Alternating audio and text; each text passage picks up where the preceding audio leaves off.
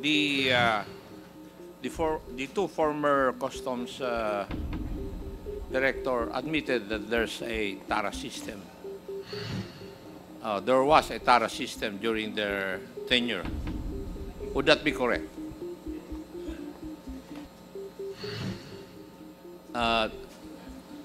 Sid, would that be correct during your term that there was a TARA system?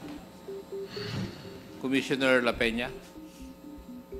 There was, Your Honor. In fact, well, what I did, with your permission, if may I explain a little bit. What I did was... No. Commissioner Sid, I premise ko lang ito.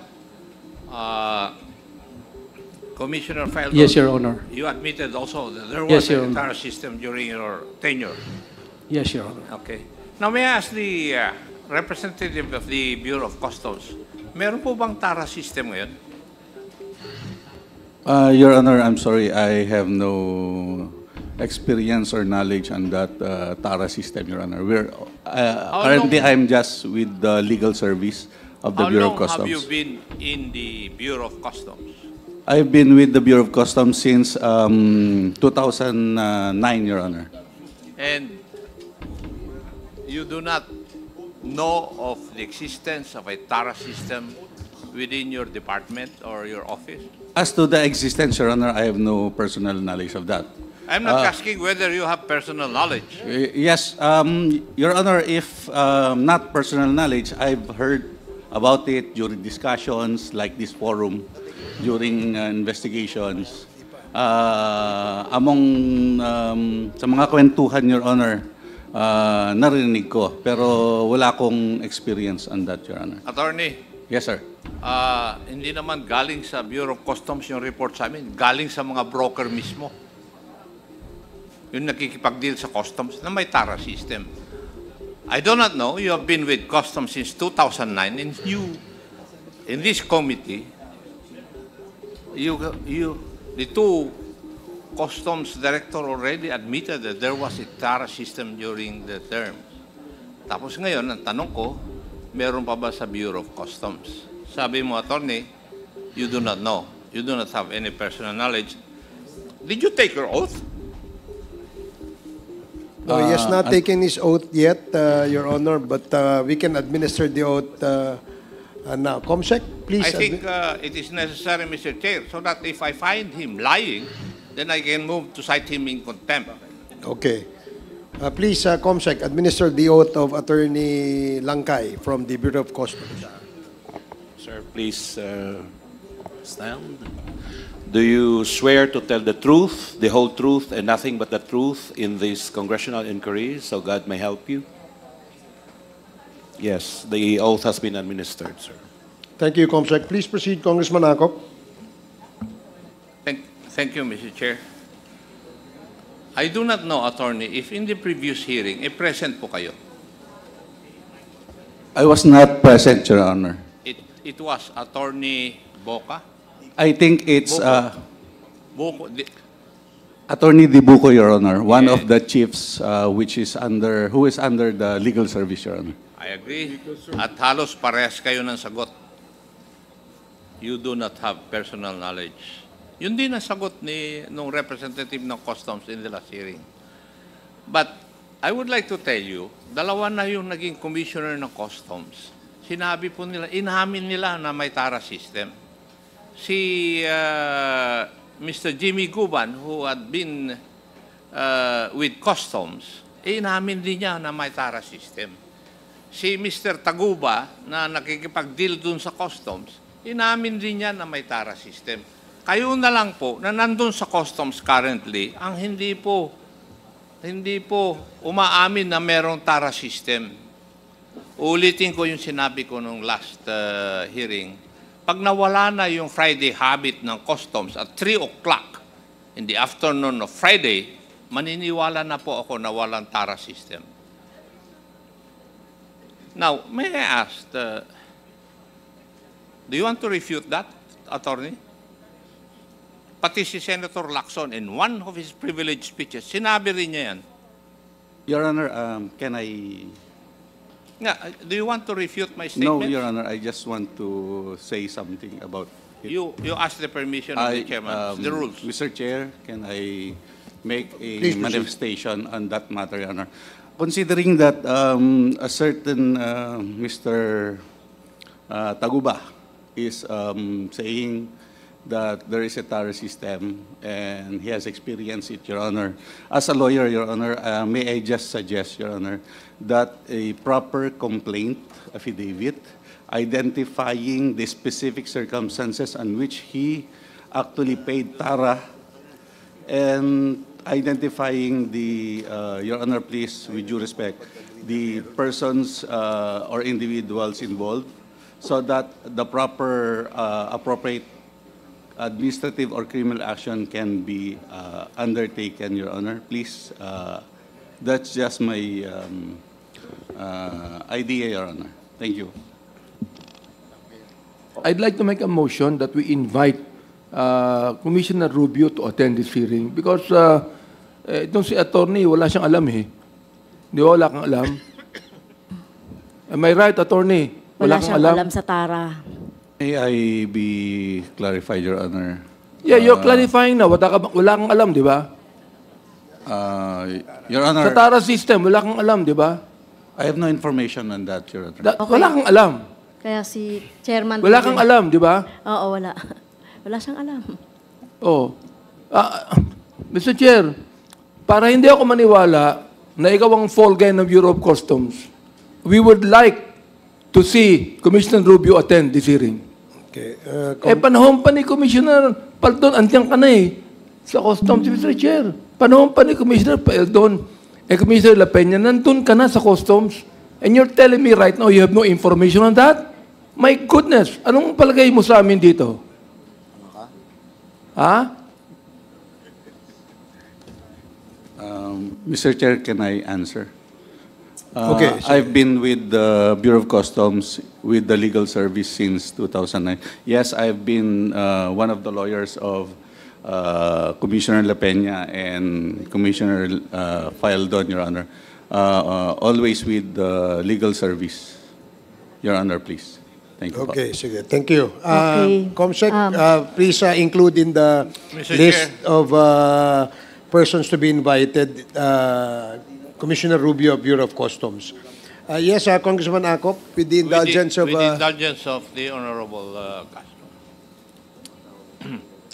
Attorney, para bang ang sinasabi mo, yung ibang opisina ng Customs may TARA system, o alam nila yung TARA system, pero yung legal office ng Customs, walang alam. Yun po ba ang ibig nyo sabihin? Tinatanong ko po kayo. Kasi yun ang parang message na pinadadala o sinasabi nyo sa amin. Palagi mong sinasabi, you are with the legal service of the Bureau of Customs. Para bang sinasabi mo, lahat, yung mga ibang opisina ng Bureau of Customs, alam nila, o may TARA system, yung opisina nyo lang ang wala. Would that be correct? Your Honor, from the testimonies of... What? Ang tanong ko po would that be correct, attorney? Can I explain, Your Honor? Because from the testimonies of Commissioner Faldon and Commissioner La Peña, Your Honor, it involves the processing of That is not my importations, question, Your Honor. Mr. Chairman. May I ask that the resource person appropriately answer my question? Is that the message you're trying to tell us? Na yung legal service office ng Bureau of Customs, wala pong kaalam-alam sa existing na TARA system sa Bureau of Customs? For the record, Your Honor, I mean, from our records, Your Honor, we're trying administrative cases. Hindi ko po tinatanong kung ano po yung trabaho niyo, attorney. And, Your Honor, please. Sandali lang. Nagsasalita pa ako. Malapit na kitang i-move to cite you in contempt. Bihira kong ginagawa yun, pero ikaw malapit ka na. Mr. Chair, may I request that the resource person be directed to answer my question with a yes or no? Attorney, please answer the query of Congressman Acop. Then my answer is yes, Your Honor.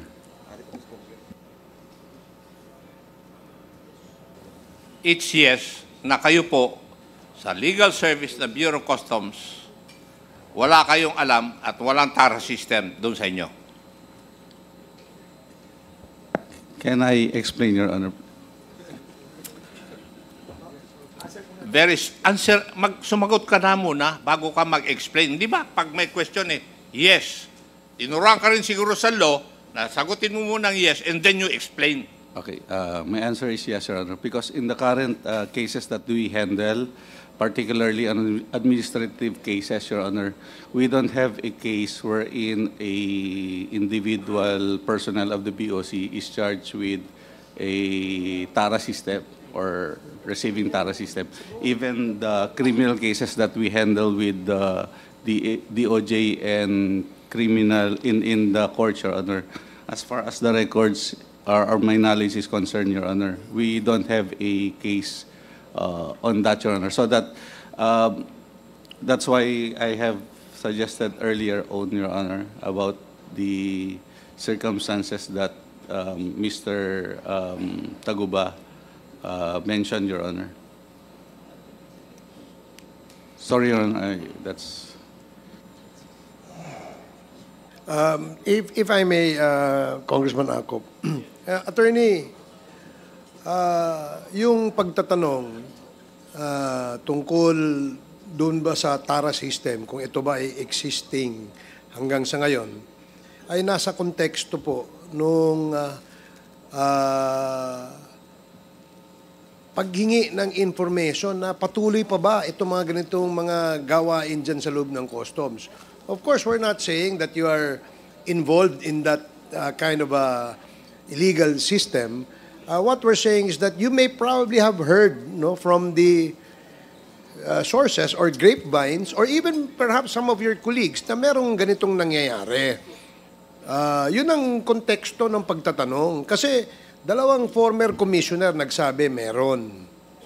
Diba? Yung broker na nagnenegosyo sa loob, sinasabi meron.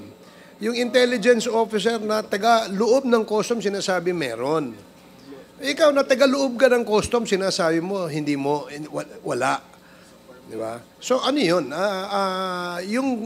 Please, you probably have heard that there are stories about the TARA system inside. Kasi sa tagal mo dyan, imposible. Di ba, Attorney? Yes, please. Your Honor, can I expound, Your Honor? Since I joined the Bureau, I've heard stories about the TARA system. And it seems that the TARA system was in place even before this container shipments was in place. Yes. Because shipments before was in open. There's no modal containers. It's not covered. So in open. So they make the TARA, they count. TARA is a counting system at the time, Your Honor, that they make. Attorney, that was the context, Your Honor, and then that I explained that I heard. Then eventually, Your Honor, during my stint in the Bureau of Customs, I also heard it during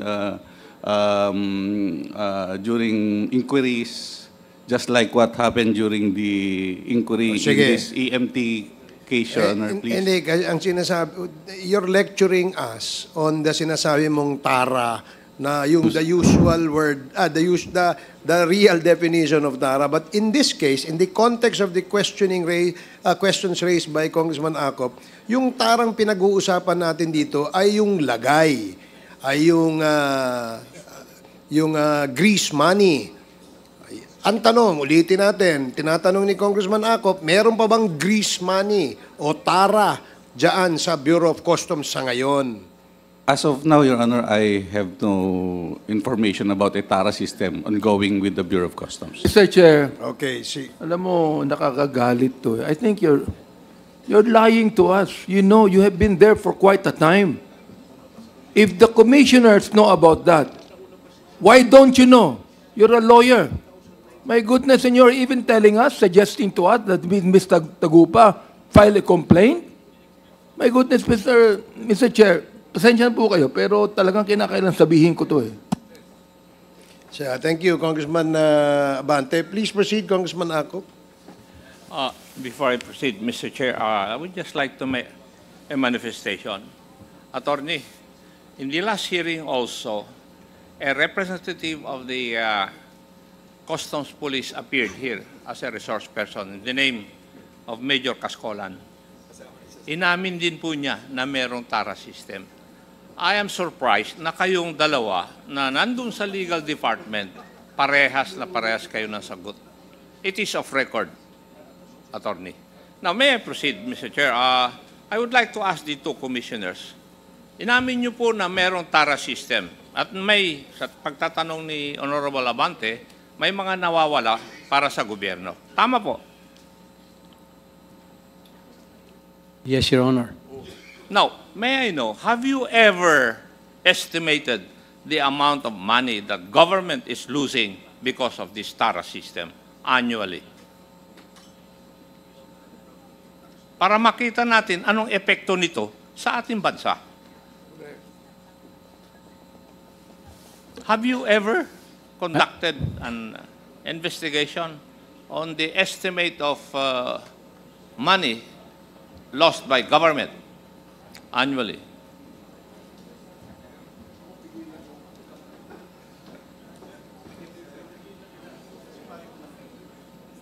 Mr. Chair. Well, for easy computation, Your Honor, Mr. Chair, say the container ban is valued at With your indulgence, Sid, my question is, have you ever conducted an investigation to estimate the amount of losses of government because of the TARA system? Have you ever done that? During my time, I did, sir. You did. Yes, Your Honor. How about you, Commissioner Sid? yes, Your Honor. Now, what was the result of your investigation? May I know?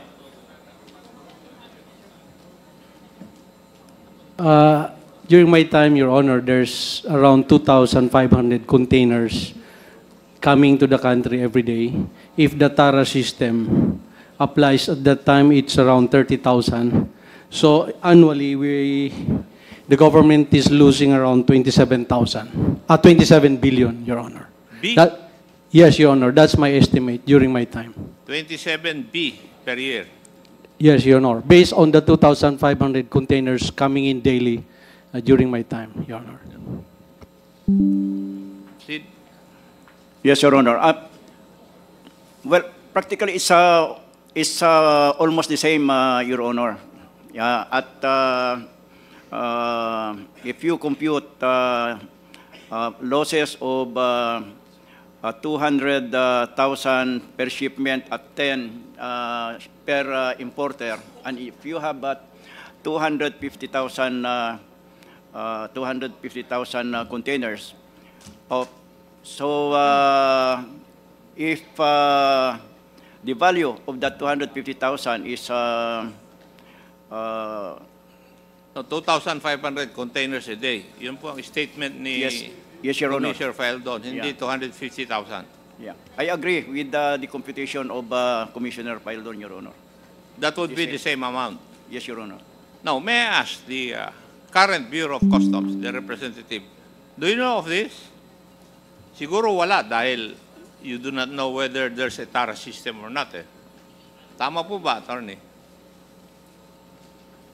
I don't have I don't have those numbers, Your Honor. You could just imagine if the calculations of both the former commissioners would be true, 27 billion na nawawala sa atin annually. Thank you, Mr. Chair. Yun lang po ang gusto kong malaman. Thank you, Congressman Akop. The next two